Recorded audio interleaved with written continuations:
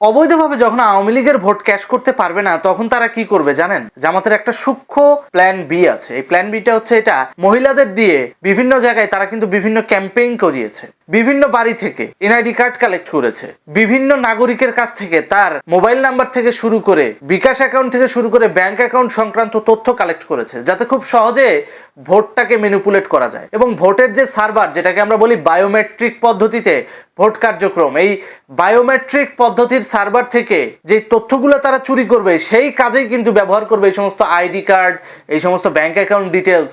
তো ভবিষ্যতে জামাতের কর্মীদের যে সূক্ষ্ম পরিকল্পনা রয়েছে বাংলাদেশের ক্ষমতায় যাওয়ার জন্য, ইলেকশনকে ম্যানিপুলেট করার জন্য তারা যে ইঞ্জিনিয়ারিং পদ্ধতি ব্যবহার করছে, তার মধ্যে কিন্তু আইটি কারসাজি অন্যতম। আর এই আইটি কারসাজির মধ্য দিয়ে জামাতের লোকজন সাধারণ মানুষের তথ্যকে মিসইউজ করতে পারে। আর এই জন্যই প্রত্যেকটা বাড়ি থেকে জামাতের কর্মীরা কিন্তু আইডি কার্ড এবং বিকাশ সংক্রান্ত তথ্য সংগ্রহ করছে। শুধু তাই নয়, মোটা অঙ্কের টাকা দিয়ে ডিসি এসপি কে কিনেও নিচ্ছে তারা। যে সমস্ত সিটগুলো সুইং করার সম্ভাবনা আছে, ওই সমস্ত সিটগুলোতে জামাতের নিরঙ্কুশ বিজয় তৈরি করার জন্য এনএসআই এর একটা টিম তো কাজ করছেই, সাথে ঘুষ বাণিজ্যের মাধ্যমে কিছু কিছু অফিসার, প্রিজাইডিং অফিসার থেকে শুরু করে নির্বাচন কমিশনেরই অনেক বড় বড় কর্মকর্তা বিক্রি হয়ে গেছে। এই ব্যক্তিরা কি বসে থাকবে? বসে থাকবে না। এই ব্যক্তিরা জামাতের পক্ষেই কাজ করবে। সুতরাং সামনের ইলেকশনে জামাতকে নির্বাচনে জেতানোর জন্য পুরো রাষ্ট্রীয় ইকোসিস্টেম ঘুষের বিনিময়ে কাজ করছে। তোমরা গণভবনে জঙ্গি হামলা করবা, তোমরা 32 নাম্বার ভাঙবা, আর তোম ঘরে আওয়ামী লীগাররা ভোট দিবে। রাজনীতির মাঠে আওয়ামী লীগের পছন্দ না, আবার আওয়ামী লীগের ভোটের বাক্সটা ঠিকই পছন্দ। আওয়ামী লীগের ভোটগুলো ঠিকই দরকার। নাটক পাইছো? নয়া রাজনীতি শুরু করছো। আওয়ামী লীগের রিজার্ভ ভোট আওয়ামী লীগের বাইরে কখনো যায় নাই, ভবিষ্যতে যাবেও না। লাগলে প্রত্যেকটা স্ট্যাম্পে যায়া, প্রত্যেকটা মার্কায় যায়া একটা একটা করে সিল মেরে দিয়ে আসবে আওয়ামী লীগের লোকজন, যদি ভোট কেন্দ্রে যাওয়া লাগে। স্পেসিফিকলি আওয়ামী লীগের ভোট অন্য কোনো জায়গায় যাবে না। পুরো বাংলাদেশে যারা আওয়ামী লীগের নেতাকর্মী আছেন, যারা আওয়ামী লীগের পরিবার আছেন, দীর্ঘ 1.5 বছর যারা শেখ হাসিনার ফেরার অপেক্ষায় রয়েছেন, এই মানুষগুলো কিন্তু বাংলাদেশের বর্তমান পরিস্থিতিতে রীতিমতো অসন্তুষ্ট।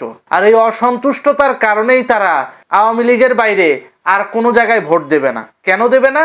কারণ তারা বিগত 17 বছর বাংলাদেশের যেই ট্রেডমার্ক দেখেছে, আর বিগত 1.5 বছর যেই ট্রেডমার্ক দেখছে, দুইটার মধ্যে অনেক কপিরাইট কনফ্লিক্ট আছে। কেন বলছি কপিরাইট কনফ্লিক্ট? শেখ হাসিনার স্মার্ট কার্ড বিএনপির আমলে ফ্যামিলি কার্ড বানানোর ধান্দা আছে একটা, একই সাথে আওয়ামী লীগের ভোট ব্যাংকগুলো জামাতের একটা অংশ দখল করার ধান্দায় আছে, যারা হচ্ছে জামাত লীগ করে। এই ব্যক্তিগুলার কারসাজির মধ্যে পড়া সাধারণ জনগণ নৌকার বাইরে যেয়ে ভোট দিবে, এটা চিন্তা করা অত বোকামি।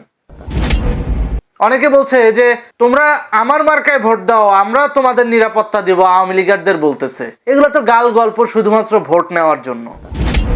আসলে সত্য কথা যেটা, আদর্শের বাইরে, নীতির বাইরে, মনের ইচ্ছার বাইরে কোনো কিছু কইরা শান্তি নাই, এবং সেটার ফলও ভালো আসে না। আপনি যদি নিজের ইচ্ছার বিরুদ্ধে কোনো খাবার খান, আপনার বদহজম হবে, না হলে পেট খারাপ হবে। ঠিক একইভাবে আওয়ামী লীগের ভোটাররা ব্যালটে যখন নৌকা দেখবে না, অন্য মার্কায় যখন ভোট দিতে চিন্তা করবে, তখন তারা চিন্তা করবে যে তাহলে মানুষের আর একজনকে ভোট দিয়ে আরেকজনকে বেজার করবো কেন? মানুষ যখন চাইতেছে সবগুলোতে একটা করে ভোট দিয়ে আসি, সেটাই করবে সাধারণ মানুষ।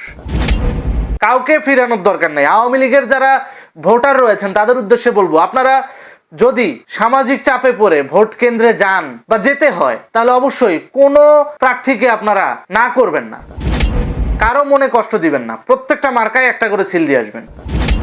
অবশ্যই এটা আপনারা করবেন যদি সামাজিক চাপে যাওয়া লাগে, কারণ এলাকায় তো বসবাস করতে হবে। এই বাস্তবতার নিরিখে একটা পরিষ্কার কথা বলে দেই, নব্য কিছু রাজনীতিবিদের আগমন ঘটেছে বাংলাদেশে। সেটা হচ্ছে তারা নয়া রাজনৈতিক পার্টি খুলছে, নতুন দোকান খুলছে, বেশ ভালো কথা। তারা চায় আওয়ামী লীগের ভোটটাকে ক্যাশ করতে। অলরেডি নতুন নতুন পার্টি হয়ে তো বিএনপির অনেক ভোট চলে গেছে, ভাগাভাগি হয়ে গেছে। এখন আওয়ামী লীগের যে স্পেসিফিক আদর্শিক যে ভোট বাক্স, সেটাকে ক্যাশ করার জন্য দুইটা গ্রুপ কাজ করতেছে। একটা গ্রুপ আওয়ামী লীগের মধ্যে যারা জামাতকে পছন্দ করে তারা, আর একটা গ্রুপ হচ্ছে আওয়ামী লীগের মধ্যে যারা একটু সংস্কারপন্থী তারা। এই ব্যক্তিগুলা আওয়ামী লীগের বাইরে ভোট দেওয়ার জন্য সরাসরি হয়তো বলবে না, কিন্তু কাজে কর্মে দেখায় দিবে অনেক কিছু। তো এই সমস্ত ব্যক্তিগুলোকেও একটু নজরদারিতে রাখা উচিত। গণ অধিকার পরিষদের নব্য নেতা রাশেদ খান, তিনি তার নির্বাচনী এলাকায় আওয়ামী লীগের ভোট ব্যাংক ক্যাশ করার চেষ্টা করছে, একই সাথে ভিপি নুরও তাই করতেছে। তো তোমরা ষড়যন্ত্র করে আওয়ামী লীগের খেদাবা, আবার সেই আওয়ামী লীগের ভোট তোমাদের বাক্সে পড়বে। একমাত্র পাগল না হলে মানুষ এই কাজটা করবে না, সে সুযোগ নাই। আর এদিকে শামীম ওসমান কি বলেছেন, বলছেন যে খেলা খেলা অনেক হয়েছে, এবার খেলা নয়, এবার যুদ্ধ হবে। চলেন ফুটেজ দেখে আসি। দেখতে থাকো যে পরিণতি কি হয়। আর এখন খেলা টেলা হবে না, এখন যুদ্ধ হবে। দেখলেন তো, শামীম ওসমান কিন্তু স্পষ্ট একটা ইঙ্গিত দিয়ে দিল যে জিও পলিটিক্যাল পরিস্থিতি এতটা ক্রুশিয়াল পর্যায়ে যাচ্ছে, ফিউচারে যুদ্ধ আসন্ন। সুতরাং এই যে ভোট, এই যে নির্বাচন, এটা যে কতটুকু স্থায়িত্ব হবে তার কোনো ঠিক ঠিকানা নাই। তার উপর আবার জামাতের নেতারা রীতিমতো টাকা ছিটাচ্ছে বিভিন্ন আমলা পর্যায়ে, অফিসার পর্যায়ে, ডিসি এসপি এদের কাছে পয়সা ঢালতেছে। তাহলে এই পয়সার বিনিময়ে যারা বাংলাদেশের ভোটকে ম্যানিপুলেট করার চেষ্টা করতেছে এবং জামাতকে ক্ষমতায় আনার চেষ্টা করতেছে, তারা খুব সহজেই কি বিএনপিকে জায়গা করে দিবে আপনার মনে হয়? তো পরিস্থিতি এখন সেদিকেই যাচ্ছে। সামনে দেখবেন বিএনপি আর জামাত ঠোকরা ঠুকরি লাগবে। আমাদের কিচ্ছু করতে হবে না, আমরা শুধু তাকিয়ে তাকিয়ে দেখবো।